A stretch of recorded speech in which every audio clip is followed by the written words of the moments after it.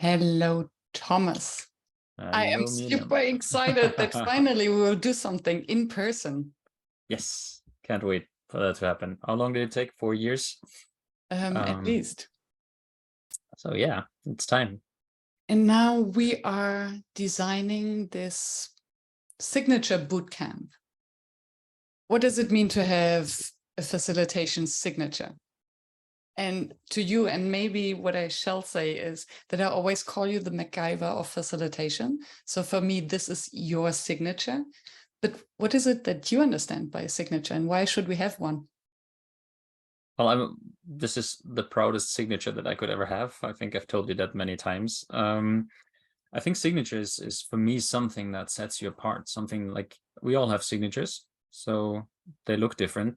They're unique to us. They make who we are. They portray who we are. We're all different, even though we have the same label. We all work differently. But I think it's important to really reflect and bring those unique skills to the table and really say, like, this is me. This is my signature. When you work with me, this is what you get. I can guarantee you that. Yeah. And we all use the same tools and the same methods anyway. So the only differentiator for us to stand out in this crowd of what, 1 million facilitators on LinkedIn? I think it was 1 million on LinkedIn last year. Yeah. The only way to stand out is to bring our own personality in, to have the signature. And I always like to refer to the example that if a friend of mine is meeting someone over dinner, and this someone is telling them about a current challenge or problem at work, I want my friend to say immediately, oh, you should call Myriam. So what does my friend need to know about me so that they can easily say, oh, you should call Myriam? Yeah. I don't know about you, but I've been asked this so often. Why should we pick you? And if you don't have an answer for that, then it becomes tricky to stand out. So what's your answer? If you're in for a different experience, if you're ready to be disrupted, if you're ready to let go of things and maybe challenge your own conventions, I'm here. Yes, leave the comfort zone. Leave the comfort zone, yes, but actually in a safe and guided way. Yeah. So not just throw them out there, leave them alone by themselves and make it a survival training, but rather make it a guided experience into unknown territory. Yeah. And you, what would you answer? If someone is interested in having as weird as it sounds, a scientific approach to workshop design. So I see every workshop design challenge through the lens of behavioral economics. So what are the nudges that I have to design so that I can help the group to get out of its way without even noticing? So one of my favorites, for example, is the question brainstorm, that if there's a group that is either not really enthusiastic about a topic, or there's a lot of finger pointing, and we have to identify the root cause, then a question brainstorm helps them to take an objective stance and to create curiosity for a topic without even noticing it. Because if we ask questions, we instinctively want to know the answer. I love that. I haven't tried that yet. I've read it a few times, but I've not tried that yet. But now you made me curious. So this is definitely going to be on the list because it's such a nice twist to an heavily criticized, overused, however you want to say it, tool. I think it's still underused because it's not the tool that's the problem. It's the methods which you just illustrated. And I think that's what also the Signature Bootcamp will be about. We'll be looking at different methods from unique individual perspectives where you can say, like, so how would I tweak this? How would I make this mine so that it's not another standard method that's out of a book or I'm copying somebody else, but really get your stamp on it. Yeah. This is me. This is Thomas. This is Myriam's approach to brainstorming, right? Yeah, and that's what I'm really excited about, also to help the group to walk out with their signature workshop blueprint. Because for instance, for me, I can design any workshop in a few hours if I know what the purpose is and if I got the briefing from the client, because there's a certain structure that I always apply, and there are a few tools or methods that I use and that I mix and match depending on how I need them. And I think this really helps me to be very effective and efficient in the pre-work that I have to do.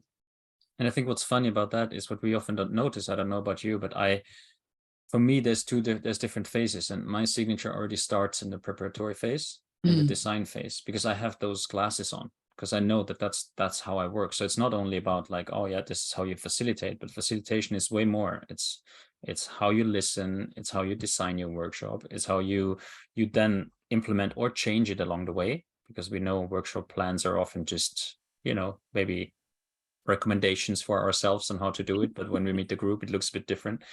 And then what's afterwards? So how do I meet the group afterwards? And I think they should be all imprinted by who we are and by our way of doing things and how we like it. And we all have our go-to things, and we all have our things that we like to stay away from.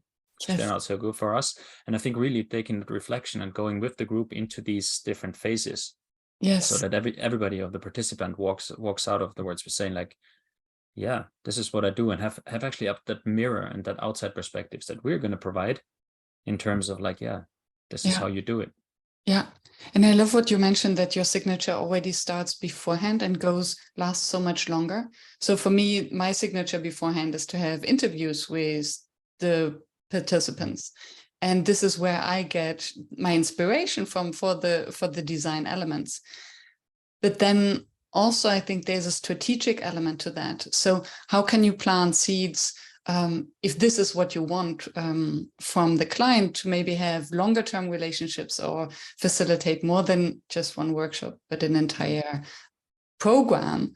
Then how can you already plant the seeds and build these relationships and ask the questions that will help you afterwards to continue the relationship with the client? And I think this can also be a beautiful element of the signature, which then has more long-term effects than just the workshop. And I think that's so crucial, because there our approaches differ so fundamentally, because I just go in and rather know as little as I can about the group, because the way I design a workshop is I find out about the group when I see them, but I see them as a group then. So it's there, you already see signatures are different, but we have the same intention. We just approach it from slightly different angles. And I think that's what makes this exciting. Yeah, because it's not about what's better or worse. It's about like, yeah, you know what you prefer and the way you work most effectively. I know my approach, because we have dealt and discussed this signature topic not only as long as we know each other, but way beyond that. And I know a lot, and I know you also know many facilitators who have not taken that step yet, who are still in the questioning phase. Who am I? And I think those people, they should definitely join. What do you think? Absolutely. And there's a maturity and confidence in that to acknowledge that, yes, our approaches are so different and there's no right or wrong.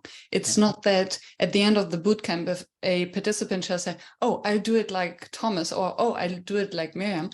No, how can they find their own way of doing it? So I think it is definitely for facilitators who are already experienced, who are successful in their facilitation, and still struggle maybe to put this element, what kind of facilitator am I? Or what are the clients that I want to serve? And and to add on to this, because you made me just think, like, there's definitely this small group of people, because I was one of them. So I speak now really from my own role, where I thought like I was well established. I thought who I was, but I wasn't happy with who I was. So it's a bit about like, is there a side of me that I haven't discovered yet? Beautiful. Is there something that part of my signature that is untapped into? And I think that signature bootcamp will take you there. Our job is, and our intention is, to take you to these spaces, uncover your potential, and see like, can you make your signature even more distinct? And I think even if you aim for rebranding, because I remember now, you made me think of my early career, where I mostly facilitated workshops for strategy workshops for big corporates. Mm. And then I realized that there are certain clients that I actually don't enjoy working for. And I'm now very clear with whom I want to serve, and who I am very happy to say no to, or to refer to other facilitators. And I think that's a mistake or misconception that I see in many facilitators who believe that they're the jacks of all trades and that they can serve anyone and they can do all of these different formats, and serve all the clients. But then it's difficult because they will never be the one that will be recommended for a specific thing. And then it's easy to get lost in the crowd. I have thought now of the experiences when I said yes to things, and I should really not have said yes in the retrospect. And it's not because I couldn't do it, but my heart wasn't in it, or I took it as a personal challenge, meaning I put the group's interests actually on the back end, which I think this was the early stages of my career, and looking back, I shouldn't have done this because that was more about me, it wasn't about the group. So I kind of really didn't do any favor to the profession of facilitation, but it's something that I've learned. And saying no to a client is an incredibly empowering thing, because it's also not in the interest of the client not to get the best of you. And if you can say that, look, there's somebody who's better suited than me to do that, makes you stronger, is more professional, and helps you actually really be even more specific in who you are as a facilitator. And why you say no is something we'll also explore, because that's equally important as knowing who you are. Yes. Why do you think no, let me ask differently. What can our participants expect from the bootcamp? What is the one thing that you're most excited about? You know the answer to that, I'm sure. No. Because you wrote it the other day in your newsletter. I told you it was the biggest compliment that I've gotten in a long time. There will be discomfort. And I do think that's important, because discomfort is for me always the first step, or even the last step before a fundamental change or a breakthrough or empowerment or whatever's waiting on the other side. So there will be some discomfort, there will be surprises, but there will also be a lot of positive things. There will be a lot of guidance, there will be group feeling, there will be a process of really knowing who you are, being confident in who you are, and walking out with concrete ideas, a blueprint of a workshop, a pitch. So you will meet the world completely different on the other side. And I'm just looking forward to be a guide and to be able to witness and support that process together with you, not least. Yes. And I've been hosting these money meetups for the Never Done Before community now for half a year, I think, monthly. And the richness of the conversations we had with respect to charging, how much should we actually charge, or free events. When does it make sense to actually deliver a free workshop, and to whom, so under which circumstances? And I think all these elements will also find a beautiful place in this bootcamp. And I'm excited to bring all this kind of knowledge now to the small group of participants. And what really excites me is, and I imagine it like having this, a group of diamonds, but they are still unpolished. And then with every day, maybe even every hour, kind of polishing a new side and bringing them to shine. I think that's going to be amazing. There's no better group to really test yourself and practice yourself than other facilitators, and you'll do that joining this, because there'll be people who have done this before, who are searching for it. So I think it's exciting because we will learn. We have lots to share. I think I cannot wait to design this and actually really get into the beauty of finding our signatures based on our own journeys, based on the ideas that we have, and that's going to be a blast. Yes.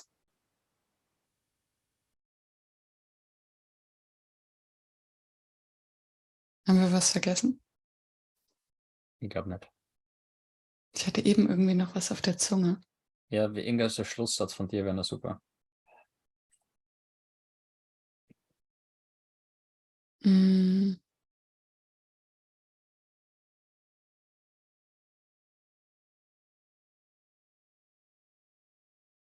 Wann und wo? Sollte man das sagen oder brauchen wir das nicht? Das brauchen wir, Auch glaub wenn nicht, dann können wir es fürs nächste Mal nochmal wieder. Ja. Ich hätte gedacht, vielleicht das in Snippets. Ja, genau. So kleine Snippets. Ja. Ja, die kann ich dann der Welt so mal geben, die macht da draus eine Kampagne und du machst deine eigene draus. Cool. Super. Ja. Ja.